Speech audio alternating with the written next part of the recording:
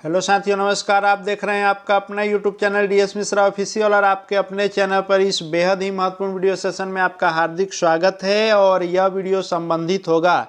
कि जो एक बार फिर से सभी शिक्षकों के वरीयता के संबंध में नया पत्र जारी किया गया है। इस पत्र के आलोक में वरीयता कैसे निर्धारित की जाएगी, प्राथमिक विद्यालयों में कैसे तय की जाएगी वरीयता, मध्य विद्यालयों में कैसे, या फिर माध्यमिक और उच्च माध्यमिक विद्यालयों में, या यूं कहें तो 1 से 12 तक के कार्यरत शिक्षकों की जो वरीयता है वह कैसे तय की जाएगी और उनकी आपसी वरीयता का मापदंड क्या कुछ रखा गया है और इस नए पत्र के क्या आशय हैं, इन्हीं सब बिंदुओं पर बात करूंगा। तो वीडियो खास होगा, अंत तक मेरे साथ बने रहेंगे। और यदि चैनल से अब तक नहीं जुड़े होंगे तो चैनल को सब्सक्राइब करके बेल आइकन को प्रेस कर लेंगे। आगे भी शिक्षा जगत एवं शिक्षकों से संबंधित हर महत्वपूर्ण जानकारी आप तक पहुंचती रहेगी। तो साथियों, पिछले दिनों 22 नवंबर 2025 को 4206 पत्र जारी किया गया था जो शिक्षकों के वरीयता के संदर्भ में था। वहीं फिर 4207 22 नवंबर को ही शिक्षकों के प्रमोशन को लेकर के पत्र जारी किया गया। फिर 142 पत्रांक 12 जनवरी को जारी किया गया, जिसमें फिर 6 to 8 और 11-12 के शिक्षकों का अपने ही स्वस्थानिक जो उनका प्रमोशन होना था उसके संदर्भ में पत्र जारी किया गया। फिर आगे एक पत्र जारी किया गया और उस पत्र का जो पत्रांक था वह 37 था 12 जनवरी को, जिसमें वरीयता से संबंधित भी प्रश्न उत्तर बताए गए। लेकिन इन सब के बावजूद भी लगातार कन्फ्यूजन की स्थिति बनी हुई थी, जिसको लेकर के फिर से विभाग ने एक बार इस पत्र को जारी किया है और सभी शिक्षकों के विद्यालयों में वरीयता को लेकर के मानदंड को क्लियर किया गया है विभाग के द्वारा। तो आइए इसमें हम लोग समझते हैं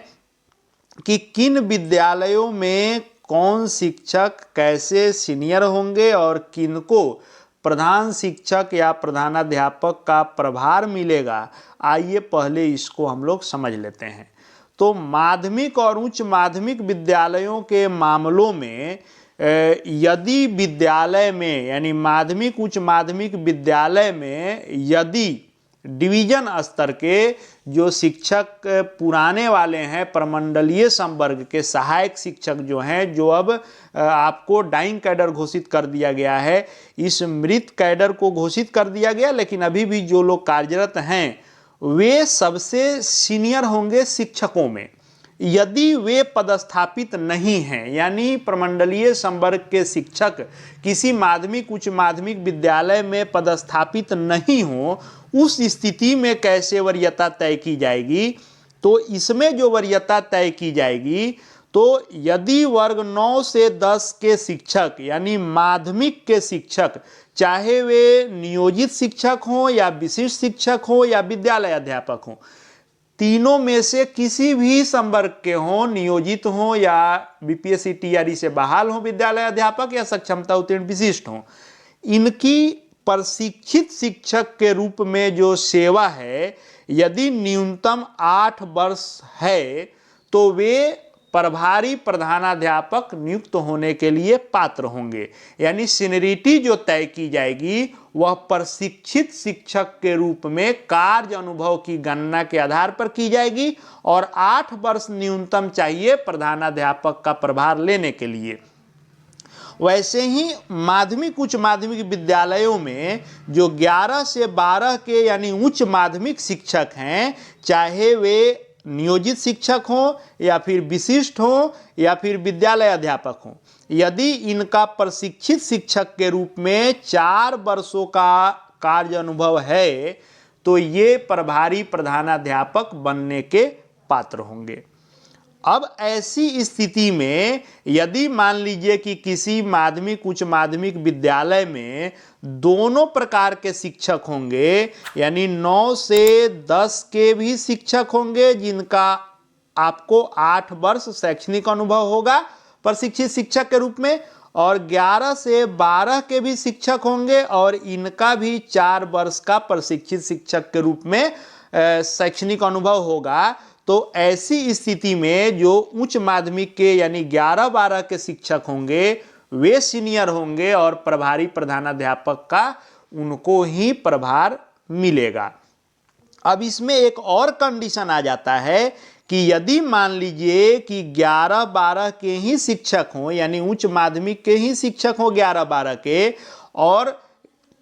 कई लोग होंगे जिनका 4 वर्ष से अधिक का प्रशिक्षित शिक्षक के रूप में अनुभव होगा, तो वैसी स्थिति में जो 11-12 के शिक्षकों का भी आपसी वरीयता तय किया जाएगा, या फिर माध्यमिक 9 से 10 के शिक्षकों का भी तय किया जाएगा। तो यदि वैसे कंडीशन में कि एक से अधिक लोग समान अर्हता तय करते होंगे, तो उस स्थिति में जिन शिक्षक का प्रशिक्षित वेतनमान प्राप्त करने की तिथि पहले होगी, यानी जो पहले ट्रेन टीचर के रूप में वेतन उठाना शुरू किए होंगे, यानी ट्रेनिंग ज़्यादा दिन का उनका रहा होगा और वे सेवा दिए होंगे प्रशिक्षित शिक्षक के रूप में सबसे अधिक दिन, वे सबसे सीनियर होंगे।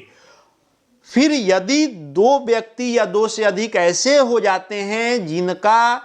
एक ही संवर्ग हो, यानी 11 से 12 ही हो और समान कार्य अनुभव भी हो, प्रशिक्षित के रूप में कार्य भी एक साथ जो है शुरू किए हों, वैसी स्थिति में सब कुछ यदि समान है यहाँ तक, तो जन्मतिथि के आधार पर तय किया जाएगा। जिनका उम्र अधिक होगा वे सीनियर होंगे। यदि प्रशिक्षित शिक्षक के रूप में वेतनमान की भी तिथि, जन्म तिथि भी समान हो जाएगी, तब अंग्रेजी वर्णमाला के अनुसार जिनका नाम पहले होगा वे सीनियर होंगे। तो ये हाई स्कूलों के लिए वरीयता के मानदंड तय किए गए हैं।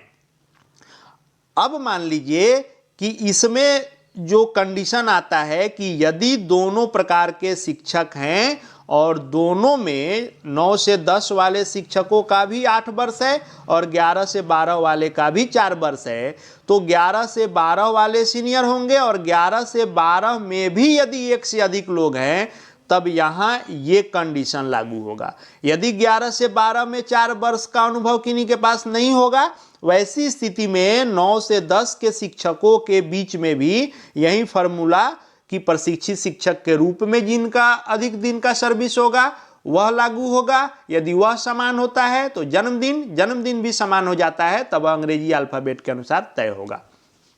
तो ये हम लोग माध्यमिक और उच्च माध्यमिक विद्यालयों के लिए देख लिए, समझ लिए कि कैसे इनकी वरीयता तय की जाएगी। अब आइए प्राथमिक विद्यालयों के लिए। प्राथमिक विद्यालयों के लिए यदि प्राथमिक विद्यालय में जिला संवर्ग के सहायक शिक्षक, जो अब मरणशील संवर्ग घोषित कर दिया गया है लेकिन अभी भी कार्यरत शिक्षक हैं,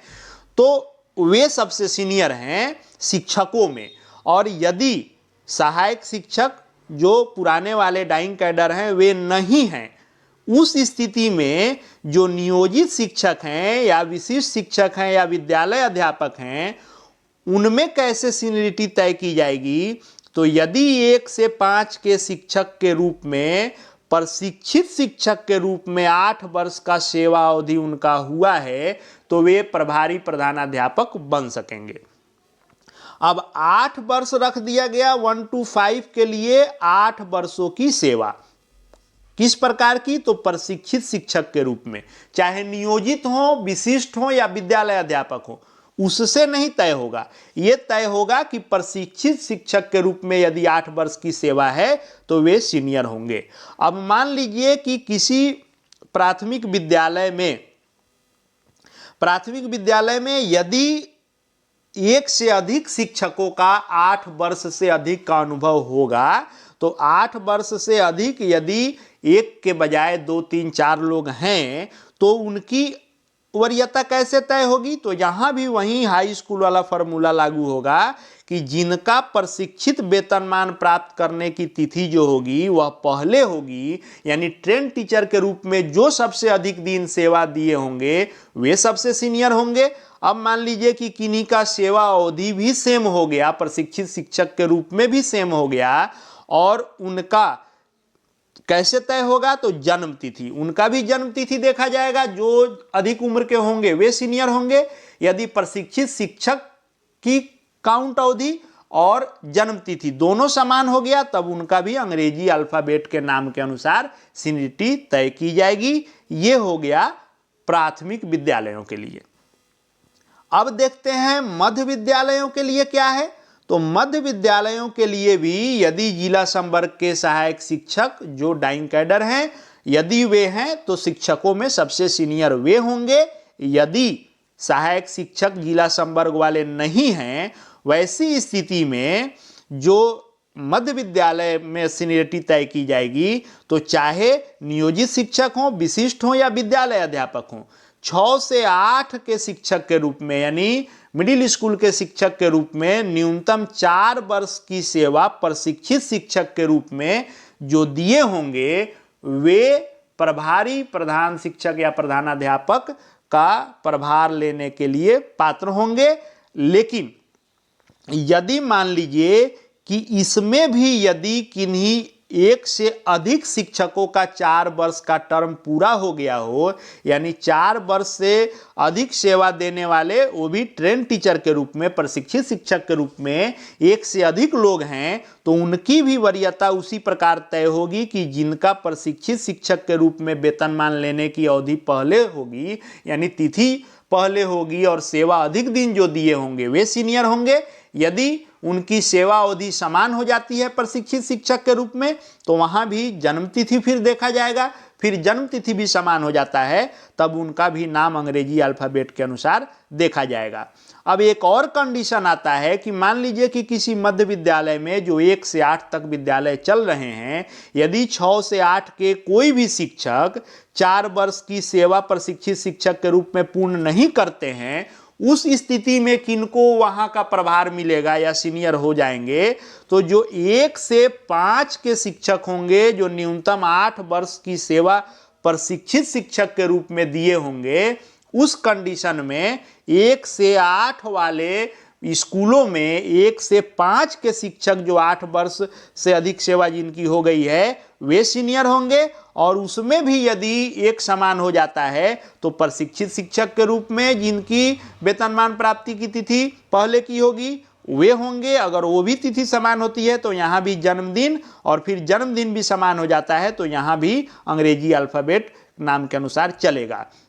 अब यहाँ एक और कंडीशन आता है कि यदि मान लीजिए कि 1 से 5 के शिक्षक हैं और इनकी सेवा अवधि प्रशिक्षित शिक्षक के रूप में 8 वर्ष है, और इसी विद्यालय में 6 से 8 के शिक्षक हैं और इनकी सेवा अवधि 4 वर्ष हो गई है प्रशिक्षित शिक्षक के रूप में, तब कौन सीनियर होंगे और किनको प्रभार मिलेगा? तो 6 से 8 वाले का मिलेगा। यहाँ 1 से 5 वाले का 8 के बदले यदि 10 वर्ष भी हो गया, 12 वर्ष भी हो गया, लेकिन 6 से 8 वाले 4 वर्ष पूरा कर लिए होंगे तो 6 से 8 वाले ही होंगे। 1 से 5 वाले को कब मिलेगा मिडिल स्कूल में? जब 6 से 8 वाला 4 वर्ष पूरा किया हुआ कोई व्यक्ति वहाँ कार्यरत नहीं होगा, उस स्थिति में उनको ये प्रभार मिलेगा। तो इस तरह से माध्यमिक, उच्च माध्यमिक, प्राथमिक, मध्य विद्यालय, इसमें शिक्षकों की आपसी वरीयता तय की गई है और इसी के अनुसार प्रभार भी प्रधानाध्यापक का मिलेगा जो इस नए पत्र से तय किया गया है, और अब इसी के अनुसार यह आपको मिलना है वरीयता का लाभ।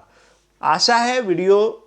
देखने के बाद बहुत सारे कन्फ्यूजन क्लियर होंगे। फिर भी यदि कोई प्रश्न रह जाते हैं तो आप कमेंट बॉक्स में निश्चित रूप से रखेंगे, उसका समुचित जवाब दिया जाएगा। और यदि किसी और बिंदु को और क्लियरली समझने की आवश्यकता आपको लगे तो कमेंट बॉक्स में आप उस बात को रखेंगे, उस पर अलग से वीडियो के माध्यम से और क्लियरफाई करने की कोशिश करूंगा। आगे भी शिक्षा जगत एवं शिक्षकों से संबंधित हर महत्वपूर्ण अपडेट देखते जानते रहने के लिए चैनल से जुड़ जाएंगे, चैनल को सब्सक्राइब करके बेल आइकन को प्रेस कर लेंगे। साथ ही हमारे Telegram channel DS Mishra official से जुड़ सकते हैं, वहाँ भी हर अपडेट आपको मिलते रहेंगे। इस वीडियो को देखने के लिए आपका बहुत बहुत धन्यवाद।